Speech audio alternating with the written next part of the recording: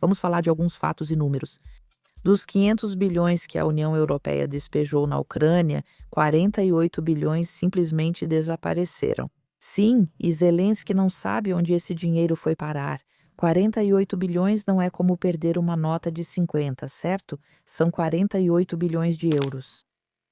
Ao mesmo tempo, o número de. Como se chamam esses Lamborghinis, esses carros de luxo? Então, o número de vendas de Porsche e Lamborghini em Mônaco para ucranianos, acho que aumentou 250 vezes. Poderia-se fazer uma ligação entre os fundos desviados, 48 bilhões, e as estruturas oligárquicas que fazem com que, em algum lugar de Mônaco, apareçam carros incríveis com placas ucranianas? Sim. Aliás, eu tenho um meme agora, posso te mandar também, tá bom? Mas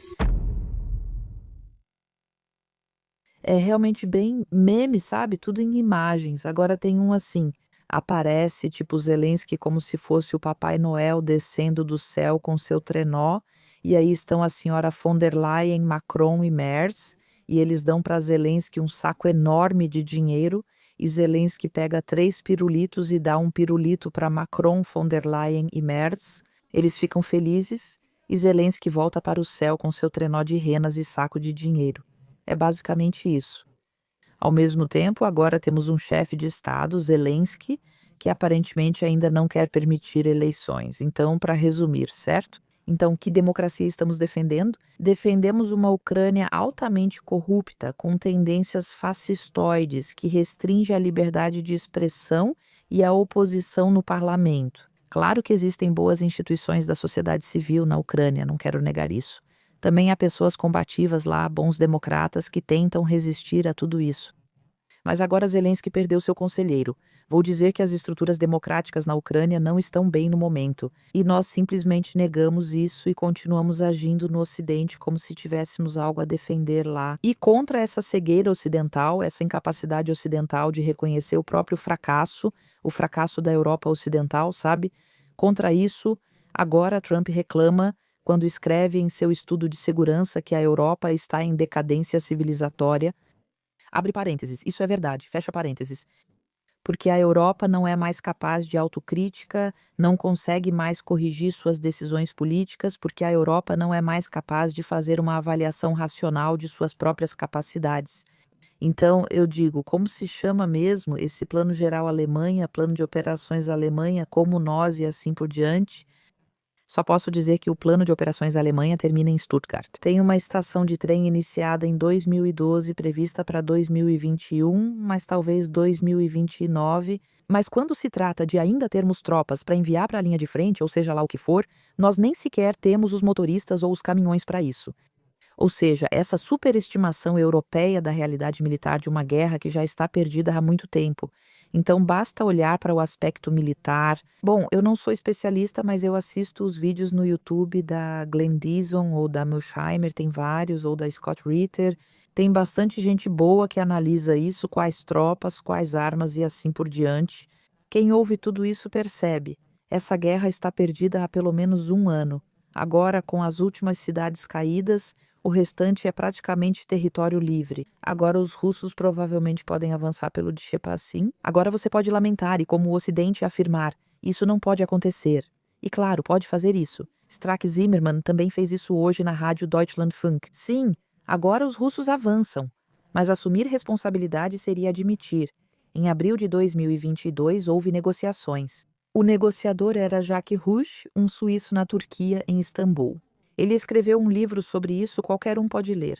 E nesse livro estava escrito: Os russos. A Rússia, em abril de 2022, basicamente ofereceu paz imediata, a Crimeia ficaria russa, o restante seguiria na Ucrânia. Quem não assinou isso? Zelensky já havia parafraseado isso. De Londres, Boris Johnson veio voando, aparentemente a mando dos americanos, e disse aquela frase lendária: O Ocidente ainda não está pronto para a paz. O Ocidente, nós não estávamos prontos para a paz, certo? Disso diz o general Kujat, ou seja, o ex-general Kujat, que também é um especialista militar, ele diz: todo atraso na guerra e todo avanço da linha de frente a favor dos russos, que se materializou desde abril de 2022, é responsabilidade do Ocidente, ou pelo menos é uma corresponsabilidade ocidental. Agora estamos em uma situação muito claramente em que não temos mais uma solução que salve as aparências. Sim, a guerra está ganha, soldados desertam, já passam de 1 milhão. Deus os tenha mortos, jovens que morreram dos dois lados em vão. Quando se fala em abril de 22, isso já poderia ter acabado. E agora é só barganha, né? E nessas barganhas Trump, é claro, está envolvido. Você se lembra daquele acordo sobre terras raras que ele fez, por assim dizer, com a Ucrânia? Ao mesmo tempo, agora Donbas e Luhansk, as duas regiões, muito provavelmente vão cair nas mãos dos russos. Então, por assim dizer, lá também existem muitas terras raras e assim por diante. Então, por assim dizer, os russos terão seus minerais, se você quiser.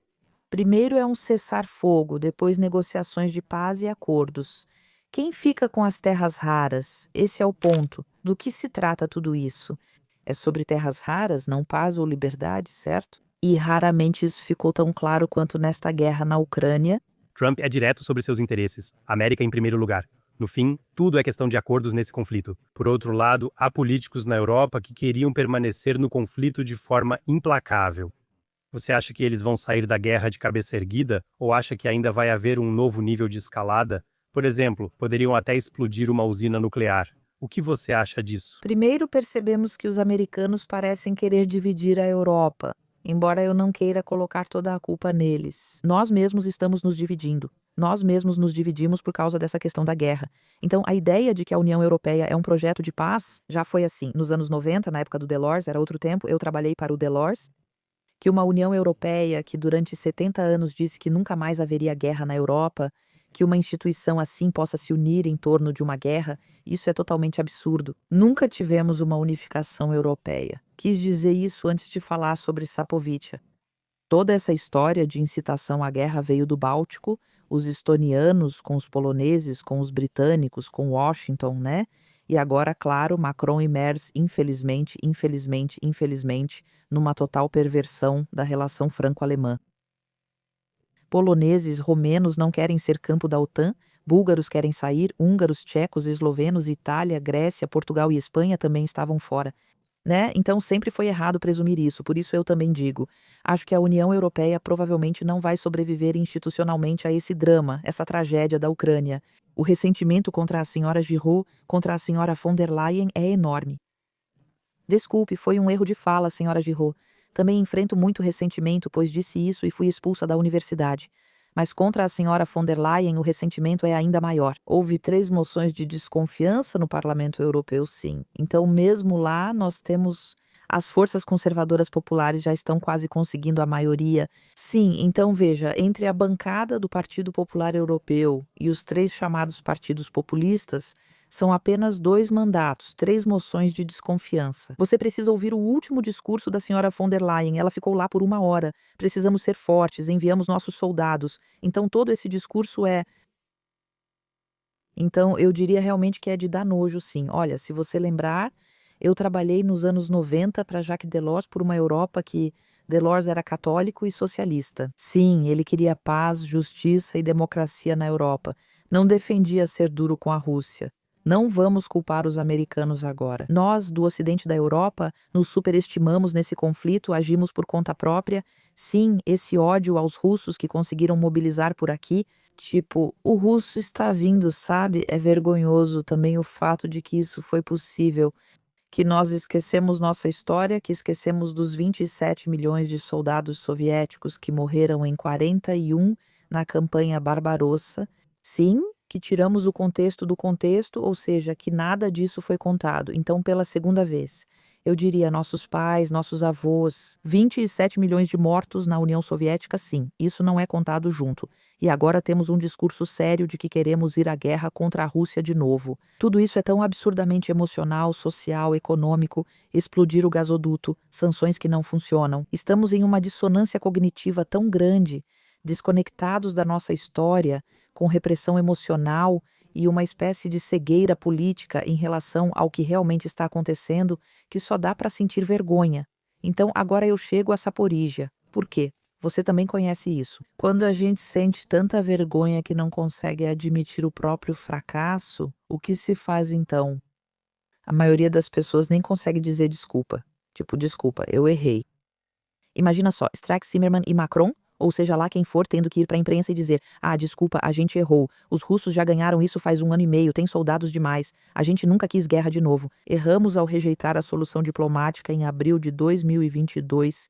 Estamos envergonhados e corresponsáveis.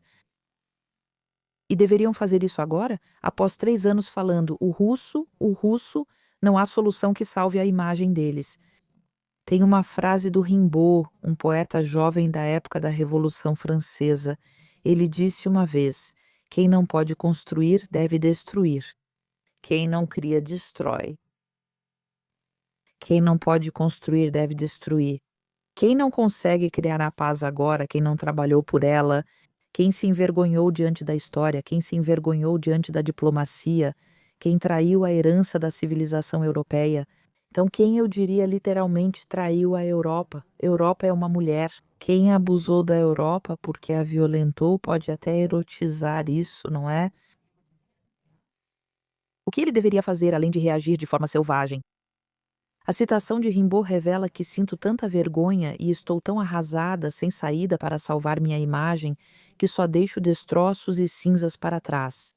Para que, de qualquer forma, a culpa seja do Putin, para que ninguém aqui sequer pense que talvez tenhamos uma grande responsabilidade em tudo isso que eu falei. Então, agora estamos falando hoje numa situação em que Mark Rutte fez um discurso meio enigmático, que pode ser interpretado de várias maneiras. Sim, o secretário-geral da OTAN, mas interpretei de forma espontânea. Ainda é permitida a interpretação. Sim, que agora realmente se trata daquela usina nuclear de Zaporizhzhia, onde ainda há combates, né? E claro que a pergunta é: será que uma bomba atômica vai cair nessa usina nuclear? Então aconteceria um acidente nuclear. Chernobyl ainda está na memória de todos. Foi em 86, né? Ali houve de fato um acidente nuclear. Ou seja, você teria como em Fuku, como era mesmo o nome japonês, Fukushima ou algo assim. No início ocorre uma fusão do núcleo. Quando isso acontece, as pessoas fogem, pois todos precisam sair da região. Sim, então, e a questão agora é realmente essa, e isso está sendo discutido. Então, eu nem quero discutir isso aqui, também não quero assumir isso, nem quero ser distópica. Você pode assistir aos vídeos de Patrick Barth, Scott Ritter, Glenn Dixon, entre outros. Ou seja, a questão é se a União Europeia vai levar o seu niilismo tão longe a ponto de considerar agora uma escalada nuclear. Isso foi colocado dessa forma. Sim, isso realmente foi dito dessa forma. Isso também ocorre porque, como se diz, tanto militar quanto nuclearmente, não conseguimos agir. Não temos tanques, nada funciona no Bundeswehr, tudo está enferrujado e faltam soldados. Ou seja, no comando militar clássico, não conseguimos. Só poderíamos agir nuclearmente, se disséssemos: de qualquer forma, o Ocidente precisa vencer. Esse era aquele papo sobre a paz pela vitória. E nesse sentido, eu diria que o maior perigo no momento é a psicologia que diz que o Ocidente, o reconhecimento de que perdemos, nossa arrogância e presunção implacáveis estão nos atingindo agora. A soberba precede a queda, e é isso que estamos vivendo agora. Antes do Natal, não contamos para ninguém. E é por isso que estou realmente muito preocupada, porque uma coisa é essa possibilidade de escalada nuclear em Zaporizhzhia e a outra é a confiscação dos bens russos. Esse conflito está acontecendo enquanto conversamos. Sim, agora a coisa está realmente pegando fogo e precisamos ter isso bem claro. Estamos falando de confiscar bens russos no valor de 200 bilhões de euros que estão em um banco de compensação na Bélgica. Isso não é apenas uma violação do direito internacional, mas também quebra o princípio, abre parênteses, Suíça, fecha parênteses. Na Europa, os bens estão seguros. Agora imagine se isso for confiscado. E imagine que no dia seguinte os chineses retirem toda a sua fortuna da Europa. Então, se eu quisesse desligar a Europa, eu diria: querida senhora von der Leyen, confisque os bens russos. Eu apostaria que todos os países do Brasil, Rússia, Índia, China e África do Sul seriam solidários com a Rússia. Então, todos os países do Brasil, Rússia, Índia, China e África do Sul, que representam metade da população mundial, retirariam seus bens da Europa. Então, a Europa desmorona como um castelo de cartas. E o fato de que isso, apresentado de forma puramente analítica e objetiva, aparentemente ninguém mais quer abordar, não aparece nas notícias, não é discutido. Estamos tão cegos e arrogantes que eu pessoalmente fico à beira das lágrimas. O Rick, a realidade confirma o que você sempre disse. Desde o começo, você tinha razão E as manchetes deveriam destacar: Gero estava certo. Em vez disso, continuam insistindo nessa narrativa mentirosa até o fim. Talvez até o fim amargo, como você descreveu corretamente agora. Existem momentos em que você sente uma certa satisfação? Para ser sincera, não sinto satisfação nem triunfo. A situação é séria demais. Na verdade, eu ficaria feliz se o Tribunal Federal do Trabalho agisse com bom senso, pois acredito que precisamos de um Estado de direito e de uma boa justiça. Mas não sinto triunfo algum, sinceramente só sou. Ter razão também não é grande coisa, eu estava certa, mas o que se ganha em ter razão? Sim, então existe Max Weber, ética da responsabilidade e ética da convicção, e com ética da convicção você não vai muito longe. E eu realmente preferiria, em vez de um triunfo, eu gostaria que os jovens continuassem com suas manifestações pela paz, que nós, como sociedade, voltássemos a nos movimentar um pouco. A grande maioria da população alemã e dos cidadãos europeus. Eu também estou com esse projeto europeu de paz em andamento. Sim, eles não querem guerra. Os russos também têm bebês. Sim, eles têm bebês também. Entende? Eu realmente estou, de certa forma, emocionada, que por um lado eu sinto vergonha, que nós, como geração, com uns 60 anos, parece que perdemos algo. Mesmo a geração jovem, já na era digital, pensa diferente e certas coisas não foram transmitidas. Sim, e eu simplesmente ficaria feliz se conseguíssemos sair disso de novo, isso seria o mais importante. Sim, então, Agora a nossa conversa vai ao ar pouco antes do Natal. Dê aos nossos espectadores 3 recomendações concretas para que em 2026 alcancem mais clareza e soberania. sim, então, eu sempre digo, o melhor é lembrarmos de Sócrates. Sim, então, quando o vizinho vier de novo e disser: "Ah, Putin quer, se não o pararmos em Kiev, ele vai até Lisboa." Sócrates sempre questionava na Ágora: "É assim?" Então, para todos aqueles que estão sempre tão absolutamente convencidos de que a vacina é segura ou que o Putin quer marchar até Lisboa, ou seja lá o que for, talvez para essas pessoas o melhor seja simplesmente responder na cerca do jardim: "É assim mesmo?" E eu? Se você faz isso 3 vezes, em uma conversa assim, geralmente a outra pessoa depois não tem mais argumentos. Você só precisa dizer 3 vezes: "É assim mesmo, é assim mesmo." E a segunda coisa seria realmente, eu acho que nós, como sociedade, precisamos nos tornar visíveis novamente quando se trata do tema da paz. Então, eu realmente desejo, principalmente aos alunos, muita coragem e muita força para dizer: não é a nossa guerra, também não é a guerra dessa geração. Eles não são responsáveis por isso e deveriam se manifestar fortemente e recusar o serviço militar. Acho isso muito importante. E eu acho que devemos nos lembrar novamente como República Federal da Alemanha, de onde viemos. Eu repito, campanha de Barbarossa. Aliás, eu fiz um vídeo sobre isso então aqui. Meu desejo seria para as pessoas que ainda leem, existe um livro realmente maravilhoso do Joachim Hellbeck, que eu também comentei lá no meu canal, onde eu falo sobre livros. Sim, a guerra completamente diferente, e ele descreve essa campanha de Barbarossa. Se conseguirmos colocar esse livro em cada lar alemão, então a guerra e o ódio aos russos acabam. Eu realmente gostaria disso. É assim mesmo? As manifestações estudantis crescem e recebem apoio, dando mais coragem a todos pelo que defendemos aqui. E então lemos Joachim Hellbeck, lembramos da nossa história, lembramos de 41, lembramos de Willy Brandt e de Egon Bahr, lembramos que um dia criamos a fórmula, mudança através da aproximação. Lembramos que queríamos uma ordem de paz com a Rússia. Podemos ser sensatas e afirmar: se agirmos assim com a Rússia, o gasoduto será reconstruído, sanções suspensas, a economia crescerá e o gás voltará a fluir. Então este país volta a progredir. Quero essas 3 coisas e todos podem participar. O Rick, vou te fazer 5 perguntas de escolha para encerrar. Responda de bate-pronto. Você tem que se posicionar, mas o mais importante, respostas curtas. Salvar a Alemanha ou a si mesmo? Salvar a Europa? Alemanha 2030, Renascimento ou República das Bananas? Renascimento. A Alemanha só se torna europeia junto com outros, como diz Stefan Zweig. Ela não consegue sozinha. Essa é minha mensagem. Renascimento é sinônimo de renascença. A última foi europeia, portanto, uma renascença europeia. Com quem você gostaria de estar em uma ilha deserta? Netanyahu ou Donald Trump? Trump. AfD, tabu ou terapia? Weidel, AfD, o Höcke, AfD. Isso não é a mesma coisa. Sim, mas ainda assim terapia. A AfD faz um bom trabalho de oposição política e é o espinho na carne. E como última pergunta, você pode se estender um pouco mais. O que você sussurraria no ouvido da sua versão de 20 anos? É mesmo? Não acredite em nada que você mesma, o ensinamento dos Budas. Não acredite em nada que você mesma não tenha experimentado. Não acredite em nada sem experimentar. Não deixe que te contem histórias.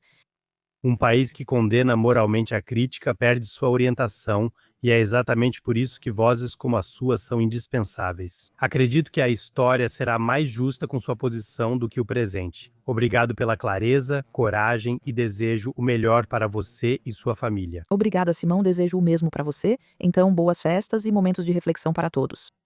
Nasceu uma criança para nós. Sim, é verdade mesmo. Precisamos levar isso a sério. Nasceu uma criança para nós. Essa é sempre a esperança, sim, a esperança da criança, do futuro. E desejo a todos uma boa virada de ano. Eu não sou nada. Obrigada.